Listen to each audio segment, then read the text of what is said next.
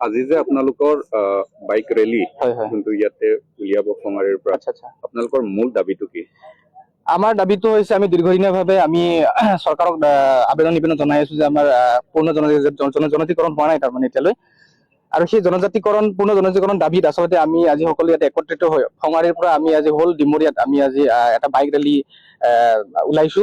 এটা সজাগতা যাতে মানুহৰ তাত এৱাৰনেছ এটা আহে যে আমাৰ মূল দাবীটো যাতে মানুহে গম পায়, কেৱল কাৰি বুলি নহয় বেলেগ জাতি জনজাতিৰ মানুহে যাতে গম পায় যে আমাৰ মূল দাবীটো কি, যে আমি ইমান বছৰৰ পৰা আমি নিজৰ এছটিৰ কাৰণে আমি ডিমাণ্ড কৰি আছো, চৰকাৰক বাৰে বাৰে আবেদন নিবেদন জনাই আছো, তথাপি আমাৰ যিখিনি দাবী চৰকাৰে মানা নাই। গতিকে আমি সেইটো উদ্দেশ্য হাতত লৈ পেলাই আজি এই কাৰ্যসূচী আমি লৈছো। গতিকে আজি আমি এটা ফঙাৰীত একত্ৰিত হৈছো। আমি ফঙাৰীৰ পৰা হ'ল ডিমৰি আমি যিমানখিনিলৈ কভাৰ কৰিব পাৰো আমি এটা মেছেজ দিয়াৰ কাৰণে চেষ্টা কৰিম। আজি যোনটো বাইক ৰেলী, সেই বাইক ৰেলীটো আজিয়ে সমাপ্ত হ'ব নে তেনেকৈ চলি থাকিব? নাই নাই, আজি সমাপ্ত নহয়। যেতিয়ালৈ আমাক চৰকাৰৰ আমাৰ যি মূল দাবী, সেই দাবীটো যেতিয়ালৈ আমাক সম্পূৰ্ণ নকৰে বা ফুলফিল নকৰে, তেতিয়ালৈ আমাৰ এনেধৰণৰ কাৰ্যসূচী আমি হাতত লৈ থাকিম, লৈ আছো আগন্তুক দিনলৈ।